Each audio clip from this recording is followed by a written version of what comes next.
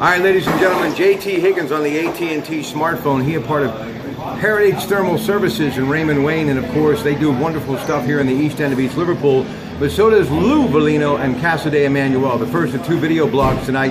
Ted Arnaud on the AT&T Sports Line, and we begin with the National Football League.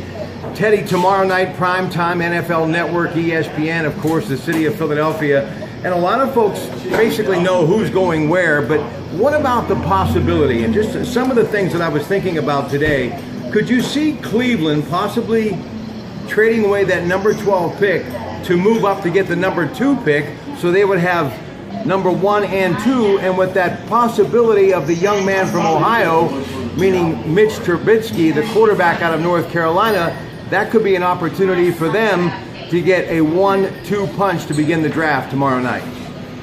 That would be exciting, but I don't think they're going to do it. I think they're going to marshal their picks, and I think there are about 5 or 6 quarterbacks that really are almost interchangeable. I mean, none of them really stand out to the point where you say it's a must-have. So I think Cleveland's going to marshal its picks, and they're going to have a shot at a good quarterback at 12. And I think they're going to wait and do that. I don't know. They could do that, but I think, they have not done well forcing quarterback picks for the last 10 years. So I don't know why they would force a quarterback pick again this year. And I think there's just a group of 6 or 7 that I think are going to be good but not great picks. And I think that may be where you see the Steelers come in. Maybe they got the 2 picks in the second round. It wouldn't surprise me they take somebody at that point. So do you see Myles Garrett, the defensive end out of Texas Tech, going number 1 overall? Yeah, I don't see anybody taking his place as the number 1 pick. I think he's a difference maker for Cleveland. All right, let's move on now. What about this one? And this is from CBS Sports from earlier today. And that's why I find the draft so fascinating, is the possibility of all the moves that could take place. And according to a lot of people who know the game, there could be a lot of movement in the first round tomorrow night, so definitely worth tuning in for. Plus, Apollo Creed himself will be helping out on the NFL Network, so that's going to be pretty special as they celebrate the home of Rocky Balboa and, of course, the National Football League's draft.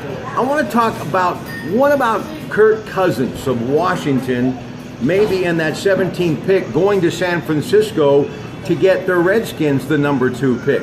Is Kirk Cousins someone that you would think about trading away to get a top quarterback to start rebuilding now as far as Washington? I don't think any of the quarterbacks in this draft are as good as Kirk Cousins. I think he has proven himself, and none of these guys have. So I don't see that happening. That would be a remarkable event. But like you just said, this draft is going to be exciting because you got a very deep defensive draft. You got quite a few running backs. You got 6 or 7 quarterbacks that, in my opinion, are almost interchangeable. So there could be, obviously these draft boards for each team is different than the other. And so they're going to prize certain players. But I think it's going to be an exciting night. I think this draft is going to be a real fun draft. All right, let's talk about the Steelers. Here's another one of those possibilities. The Steelers would send their 30th and 105 pick to Miami for that number 22 pick. And David Njovic, he is a tight end, someone they could consider. And the reason being is a lot of people believe that Ladarius Green, didn't live up to potential. And Jesse James, who I know you like and I like, some people think that he's still work in progress, and one of the missing blocks as far as the Steelers putting it over the top and grabbing that 7th Lombardi trophy really was the fact that they didn't get the same productivity at their tight end position. But then again, after Heath Miller, is anybody going to live up to that billing? No, they're not. And I you know how I feel about Jesse James. He is a work in process, but so is Heath Miller. And I think this kid is really starting to prove himself. He was strong in the red zone. I think Jesse James is going to be. Is he going to be Heath Miller? Probably not, but he's going to be a strong tight end. Ladarius Green has just been a disappointment for everybody from day one. and it would not surprise me that he's not part of the program.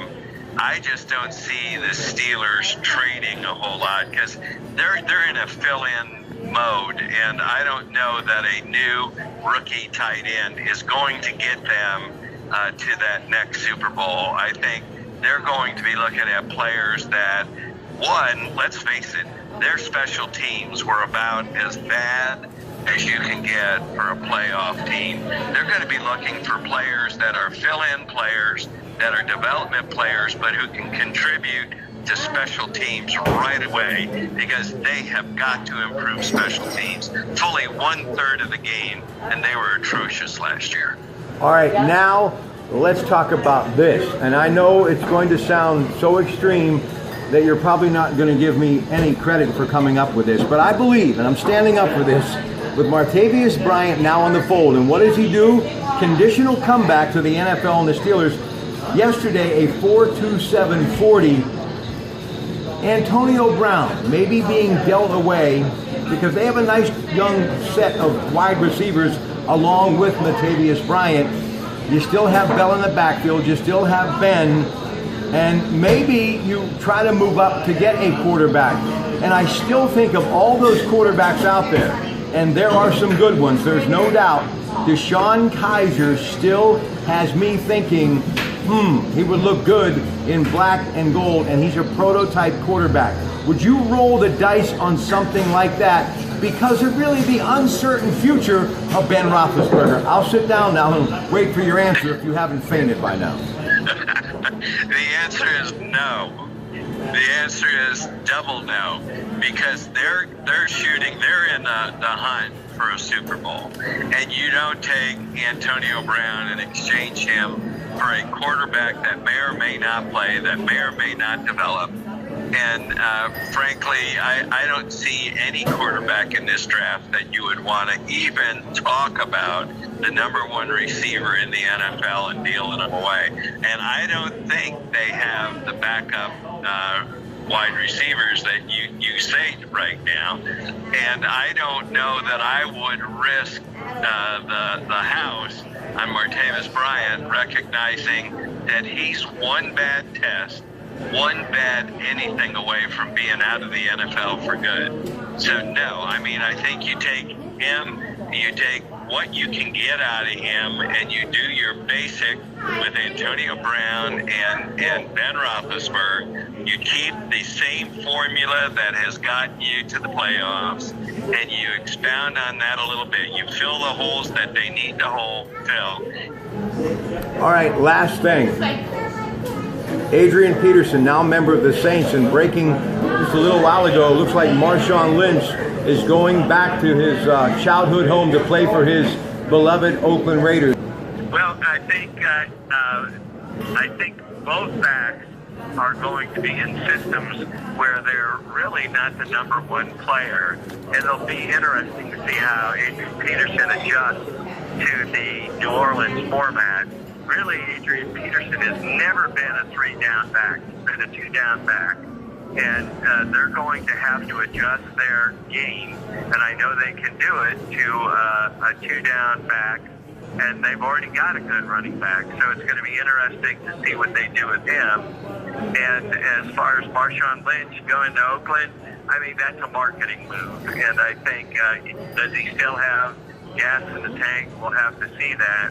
But I don't know that he's worth what he thought he was going to be worth, and in fact, the price they paid for Adrian Peterson and him, they're way down compared to what they wanted. All right, get out your Corona beer because we're talking Cinco de Mayo, May 6th, HBO pay-per-view. It's Mobile T Arena, two of the best Mexican fighters right now, Canelo Alvarez and Julio Cesar Chavez Jr. HBO pay-per-view. It is Oscar De La Hoya and Golden Boy Productions. Ted Arnaud and I will be back in a couple of moments at Casa de Emmanuel in East Liverpool. Stay with us.